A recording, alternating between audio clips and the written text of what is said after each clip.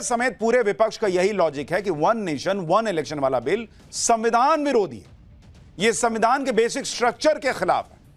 अब विपक्ष के इस लॉजिक पर तो किसी को भी हंसी आ जाए, क्योंकि जो लोग संविधान बनाने का हिस्सा रहे वो खुद वन नेशन वन इलेक्शन के तहत ही चुनकर आए थे। पहली बार आम चुनाव साल 1951-52 में हुए थे, तब लोकसभा और राज्यों के चुनाव एक साथ हुए और यह सिलसिला 1967 तक चला। तो जिन्होंने संविधान बनाया उनके आंखों के सामने वन नेशन वन इलेक्शन चलता रहा, तो संविधान विरोधी कैसे था बॉस? उन्होंने नहीं कहा कि हमने संविधान बनाया कुछ और नेहरू जी आप कर रहे हैं कुछ। तब आपको नहीं समझा नेहरू जी संविधान विरोधी थे। जब एक साथ चुनाव कराने का सिलसिला टूटा तो फिर से इस सिस्टम को दोबारा लागू करने की कोशिश भी हुई। साल 1983 में इलेक्शन कमीशन ने एक साथ चुनाव कराने की बात कही। साल 1999 में लॉ कमीशन ने इसका समर्थन किया कि boss one nation one election करा दीजिए। साल 2017 में नीति आयोग ने इस पर जोर दिया। लेकिन जैसे बाकी चीजों का हाल था, एक शौचालय देश की महिलाओं को देने के लिए कोई नरेंद्र मोदी लगता है कि हर घर में एक शौचालय कम से कम आ जाए, ये वन नेशन वन इलेक्शन कराते, ये संसद भवन बनवाते। यानी विपक्ष का यह कहना कि वन नेशन वन इलेक्शन संविधान के खिलाफ है, या ये लॉजिक देना कि वन नेशन वन इलेक्शन तो संभव ही नहीं है, इन दोनों ही लॉजिक में कोई दम नहीं दिखता। जब देश आजादी हुआ था तब वन नेशन वन इलेक्शन हो गया, तब संभव था। आज इतनी टेक्नोलॉजी हो गई तब वन नेशन वन इलेक्शन नहीं हो सकता इनके हिसाब से। बॉस, देश एक चुनाव की बात इंदिरा गांधी के जमाने से कर रहा है, लेकिन तब के नेताओं ने हिम्मत नहीं दिखाई कि एक देश एक चुनाव पर कदम आगे बढ़ा लेते। अब नरेंद्र मोदी से इतने सालों बाद कर रहे हैं तो लोग छाती पीट रहे हैं। आपको यह भी समझना चाहिए कि 1967 के बाद देश में वन नेशन वन इलेक्शन का जो चक्र टूटा, वो टूटा कैसे, किसकी वजह से टूटा? साल 1968 में इंदिरा गांधी देश की प्रधानमंत्री थी। 1968 की शुरुआत में ही यूपी में राष्ट्रपति शासन लग गया था, विधानसभा को भंग कर दिया गया। पंजाब में भी सरकार को भंग कर राष्ट्रपति शासन लगा दिया गया, विधानसभा को भंग किया गया। जून 1968 में आंध्र प्रदेश में तत्कालीन मुख्यमंत्री कासु ब्रह्मानंद रेड्डी पर भ्रष्टाचार का आरोप लगने के बाद उन्हें इस्तीफा देना पड़ा और फिर विधानसभा को भंग किया गया। बिहार में भी काफी उठापटक देखने को मिली और 1967 में के बाद गठबंधन की सरकारें बनी, गिरी, राष्ट्रपति शासन लगा। इसी तरह केरल, गुजरात, मध्य प्रदेश में हुआ। कहीं सीएम के निधन के बाद विधानसभा भंग हुई, कहीं दूसरी वजह से, कहीं पार्टी के टूटने से, तो कहीं सीएम पर भ्रष्टाचार के आरोप लगने से विधानसभा को भंग कर दिया गया। और इस तरह देश में एक साथ इलेक्शन का सिलसिला टूट गया। साल 1967 में पहली बार कांग्रेस बिना नेहरू के आम चुनाव में उतरी थी। कांग्रेस लगातार चौथी बार केंद्र में सरकार बनाने में कामयाब रही, लेकिन उसकी यह जीत पिछले 3 चुनावों जैसी नहीं थी। इंदिरा गांधी दूसरी बार प्रधानमंत्री जरूर बनी, लेकिन आम चुनाव के साथ साथ राज्यों में कराए गए विधानसभा चुनावों में उन्हें झटका लगा। कांग्रेस को 6 राज्यों में हार का सामना करना पड़ा। राज्यों में बदले समीकरण की वजह से कांग्रेस ने कई राज्यों में अपनी मनमानी की, राष्ट्रपति शासन लगा दिया, विधानसभा को समय से पूर्व भंग कर दिया। जो कसर बाकी रह गई थी उसे इंदिरा गांधी ने लोकसभा चुनाव में पूरा कर दिया। लोकसभा के जो चुनाव 1972 में होने चाहिए थे उसे भी 1 साल पहले 1971 में ही करवा दिया। यानी इंदिरा गांधी के दौर में ही देश में वन नेशन वन इलेक्शन का सिलसिला टूटा। यही बात आज राज्यसभा में बीजेपी अध्यक्ष जेपी नड्डा ने याद दिलाई। जेपी नड्डा ने कहा कि कांग्रेस की वजह से ही इस देश में एक साथ होने वाले चुनाव का पैटर्न खत्म हुआ था। एक बार जेपी नड्डा को सुनिए, फिर आपको बताता हूं कि अब इस वन नेशन वन इलेक्शन में मुसलमान का एंगल कौन ले आया है और क्या हो रहा है। कि आज आप वन नेशन वन इलेक्शन से बड़े विरोध में खड़े हो रहे हैं। ये आपके कारण वन नेशन वन इलेक्शन लाना पड़ रहा है, क्योंकि आपने जो 1952 से 1967 तक वन नेशन वन इलेक्शन था उसको आपने आर्टिकल 352 लगा करके स्टेट्स को बारंबार चुनी हुई सरकारों को गिरा करके आपने कई राज्यों में अलग अलग चुनाव की परिस्थिति ला करके खड़ी कर। खुद के राज्य में कांग्रेस ने एक देश एक चुनाव का पैटर्न तोड़ा, वो भी अपने फायदे के लिए। लेकिन जब देश के फायदे की बात हो रही है तो पूरा इंडी गठबंधन हल्ला मचा रहा है। इंडी गठबंधन में एक से बढ़कर एक कलाकार नेता हैं बॉस। कुछ नेता तो एक देश एक चुनाव में हिंदू मुसलमान का एंगल ले आए और मुस्लिम पॉलिटिक्स करने लगे। इन्हीं में से एक सांसद हैं समाजवादी पार्टी के धर्मेंद्र यादव। समाजवादी पार्टी के सांसद धर्मेंद्र यादव ने एक देश एक चुनाव पर भी मुस्लिम पॉलिटिक्स घुसेड़ दी बॉस। सुनिए एक बार सर को। और ये संविधान की मूल भावना को खत्म करके कैसे तानाशाही के रास्ते निकाले जाएं, इसके अलावा कोई काम ही नहीं बचा है। आखिर ये मनीष तिवारी जी ने कहा कहीं एक विधानसभा के चुनाव अगर कोई अविश्वास आता है, अगर बहुमत नहीं मिलता है, तो क्या पूरे देश का चुनाव कराओगे? ये संविधान विरोधी, संघीय ढांचे विरोधी, बेसिक स्ट्रक्चर विरोधी, कई केसों की चर्चा की मनीष तिवारी जी ने, मैं उनके साथ जोड़ते हुए माननीय सर्वोच्च न्यायालय की भावनाओं के विरोधी, गरीब विरोधी, दलित विरोधी, पिछड़ा विरोधी, मुसलमान विरोधी, इस नीयत को वापस लो। इस देश में कुछ ऐसा है जो इन लोगों के हिसाब से मुसलमान विरोधी नहीं हो रहा। मुसलमान जो विक्टिम कार्ड या विक्टिम होने की भावना से ग्रस्त है, इन्हीं लोगों ने भरा हुआ है। अच्छा, बीच में सरकार गिर गई तब क्या होगा, ये आपको अभी आगे बताऊंगा। इनका ये जो कह रहे हैं वो हिसाब ठीक नहीं है। हमने आपको कल ही बताया था कि इंडी गठबंधन में मुस्लिम और दलित वोटों की छीना झपटी चल रही है। धर्मेंद्र यादव का आज का बयान इसी लड़ाई का नतीजा है। कल प्रियंका वाड्रा ने फिलिस्तीन के मुसलमानों के समर्थन में बैग लहराकर खूब माहौल सेट किया। इससे समाजवादी पार्टी तनाव में आ गई होगी। उन्हें लगा कि प्रियंका वाड्रा तो उनके वोट बैंक में सेंध लगा देंगी, तो आज उसी बेचैनी में धर्मेंद्र यादव बिल को मुसलमानों से जोड़ने लगे, ताकि संसद में मुसलमानों को यह मैसेज दिया जाए कि समाजवादी पार्टी मुसलमानों की आवाज उठाती है। वन नेशन वन इलेक्शन के विरोध में विपक्ष ये लॉजिक भी दे रहा है कि अगर लोकसभा और विधानसभा के चुनाव एक साथ हुए तो क्षेत्रीय दल खत्म हो जाएंगे, रीजनल पार्टीज खत्म हो जाएंगे, उनके मुद्दे ही खत्म हो जाएंगे। आप एक बार तेजस्वी यादव को सुनिए, वो यही लॉजिक दे रहे हैं। उसके बाद आपको इस लॉजिक का भी दम बताऊंगा कि क्या रीजनल पार्टीज खत्म होंगी या नहीं, उसके फैक्ट्स बताऊंगा। जो संवैधानिक ढांचा है, इस पे प्रहार है। क्षेत्र के मुद्दे को जो है गौन हो जाएगा। कहीं भी चुनाव होगा तो जो स्टेट का भी जो चुनाव होता है लोकल इश्यूज पे होता है, वो गौन हो जाएगा। अभी ये लोग ला रहे हैं, ये लोग तो आरएसएस के एजेंडा को लागू करना चाह रहे हैं ना, इसलिए हम लोग कहते हैं लोग संविधान के विरोधी हैं। और अभी कह रहे हैं वन नेशन वन इलेक्शन, आगे कहेंगे वन नेशन वन पार्टी, फिर कहेंगे one nation one leader. Owaisi ने भी कहा, तेजस्वी यादव भी कह रहे हैं रीजनल पार्टीज खत्म हो जाएंगी अगर वन नेशन वन इलेक्शन आ। वन नेशन वन इलेक्शन से क्षेत्रीय दलों को जो खतरे का लॉजिक दिया जा रहा है, उसमें भी बॉस कोई जान नहीं, क्योंकि अभी भी लोकसभा चुनाव के साथ कई राज्यों के विधानसभा चुनाव होते हैं। ये चुनाव स्थानीय मुद्दों पर लड़े जाते हैं और इसमें ज्यादातर क्षेत्रीय दलों की सरकारें बनती हैं। जैसे साल 2014 में लोकसभा चुनाव के साथ 4 राज्यों के चुनाव हुए, आंध्र प्रदेश, सिक्किम, ओडिशा और अरुणाचल प्रदेश। इसमें 2 राज्यों में आंध्र प्रदेश और सिक्किम में क्षेत्रीय पार्टी की सरकार बनी, बीजेपी की तो नहीं बनी, बीजेपी केंद्र में आई थी। इसी तरह से साल 2019 में इन्हीं 4 राज्यों में लोकसभा के साथ चुनाव हुए। 4 में से 3 राज्यों में क्षेत्रीय पार्टियों की सरकार बनी, जिसमें आंध्र प्रदेश, सिक्किम और ओडिशा शामिल था। नरेंद्र मोदी की सरकार तो केंद्र में बन रही थी, राज्य में रीजनल पार्टीज तो खत्म नहीं हुई। 2014 में 5 राज्यों में लोकसभा के साथ चुनाव हुए और 5 में से 4 राज्यों में क्षेत्रीय दल की सरकार बनी 24 में। यानी यह कहना कि एक साथ चुनाव होंगे तो रीजनल पार्टी जीत ही नहीं पाएगी, यह फैक्चुअली तो नहीं दिख रहा, यह बचकानी बात लग रही है बॉस। भारत की जनता को इस तरह से कोई बरगला नहीं सकता, उसकी समझदारी पर कभी सवाल नहीं उठाने चाहिए। रीजनल पार्टीज तो खत्म नहीं होंगी, यह बेवजह का डर दिखाया जा रहा है, माहौल बनाया जा रहा है।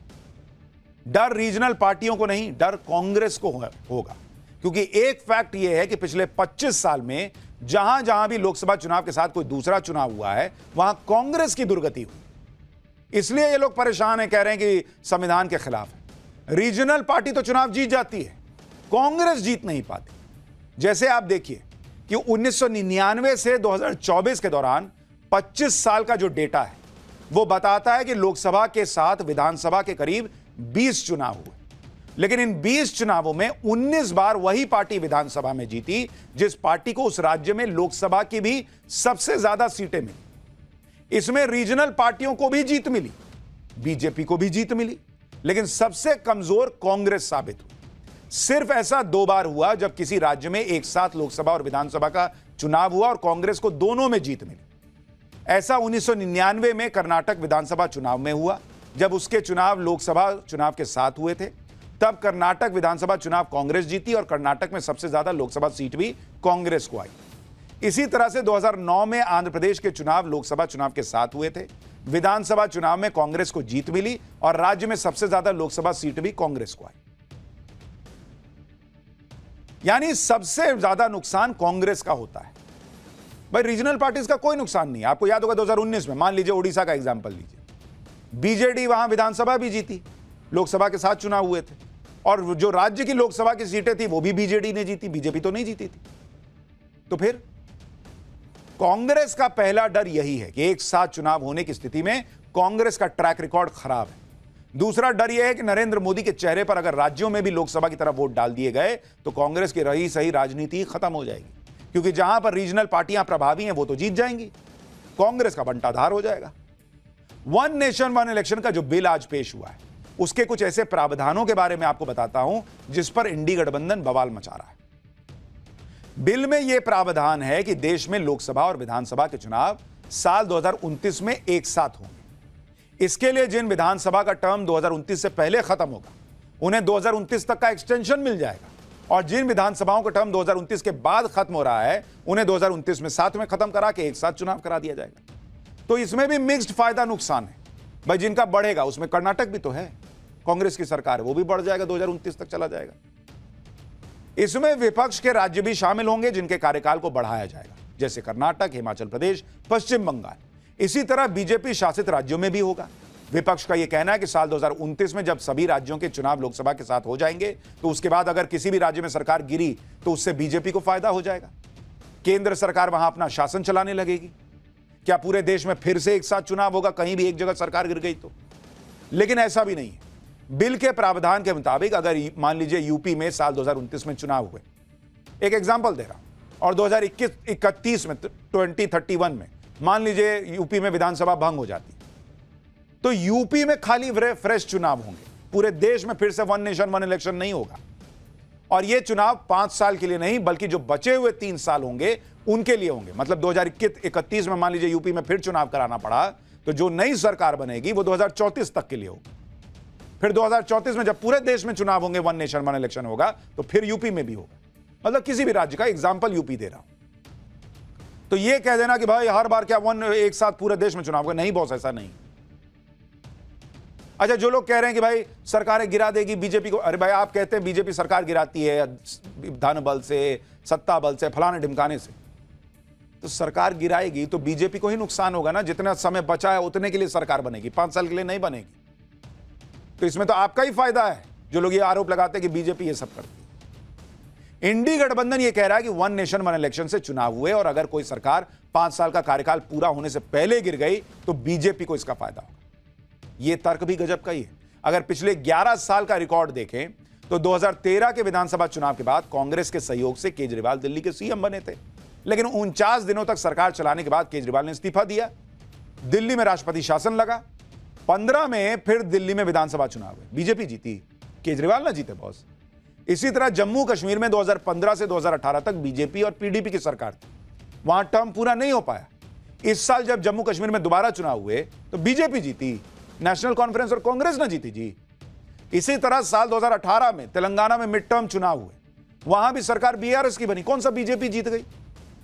तो यह लॉजिक भी गलत है कि इस बिल से बीजेपी को फायदा हो जाएगा।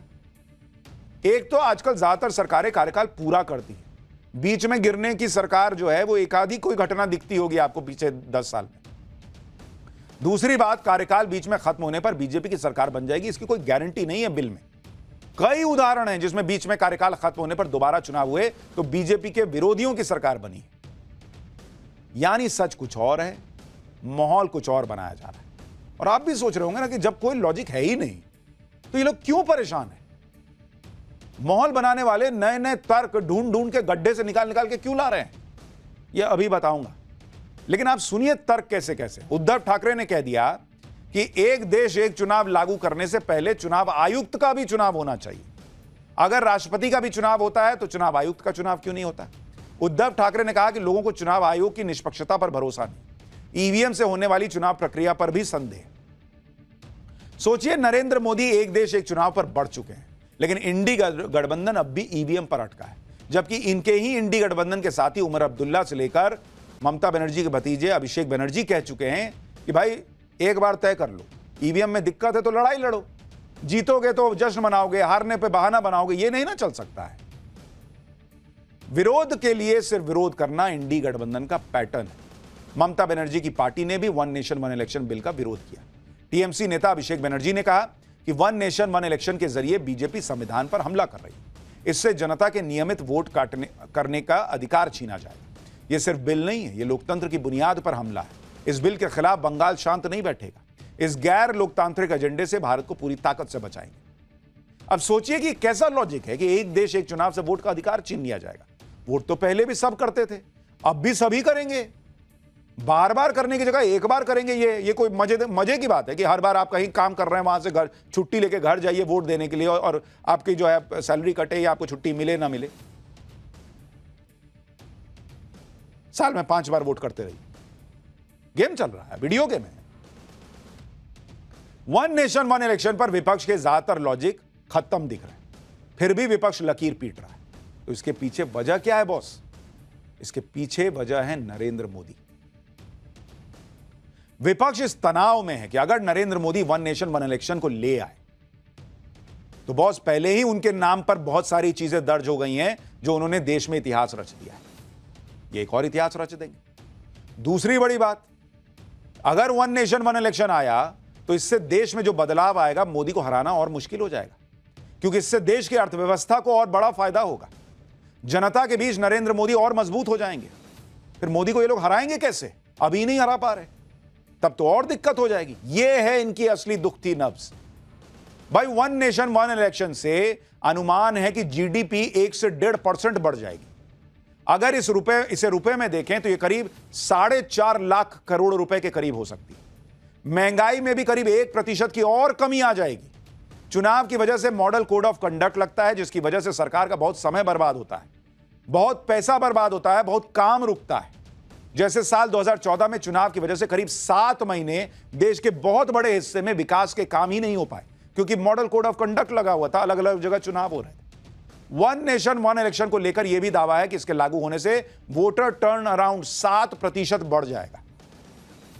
इतना ही नहीं, देश में निवेश बढ़ेगा, क्योंकि भाई जो निवेशक है उसको पता है कि किसकी सरकार चल रही है, क्या 5 साल का हिसाब किताब रहना है। जो वोटर टर्नआउट बढ़ने की बात है वो इसलिए भी है, कई बार प्रवासी जो हैं, जो बाहर जाके काम करते हैं, उनको बार बार चुनाव के लिए वोट देने आना पड़ता, नहीं आ पाते भाई। एक बार आएंगे, वोट देके जाएंगे, उनका पैसा बचेगा, खर्चा बचेगा, सो अलग। अब ये 4.5 लाख करोड़ अगर बचेगा तो स्वास्थ्य में लगेगा, शिक्षा में लगेगा, देश के काम में लगेगा। महंगाई कम होगी तो आपका पैसा बचेगा। तो बॉस, देश बढ़ेगा, नरेंद्र मोदी के नाम पे लोग वोट दे देंगे, तो ये लोग नरेंद्र मोदी को हराएंगे कैसे? इनका दर्द ये है। बात यही है कि नरेंद्र मोदी को इंडी गठबंधन रोक नहीं पा रहा। अगर एक देश एक चुनाव हो गए, देश और ज्यादा तरक्की करने लगा, तो क्रेडिट कहीं नरेंद्र मोदी को ना मिल जाए, और नरेंद्र मोदी को क्रेडिट मिल गया तो इंडी गठबंधन अभी खत्म हालत में है, फिर क्या बचेगा? एक्चुअली ये लोग देश के लिए नहीं, अपने फायदे के लिए विरोध कर रहे हैं।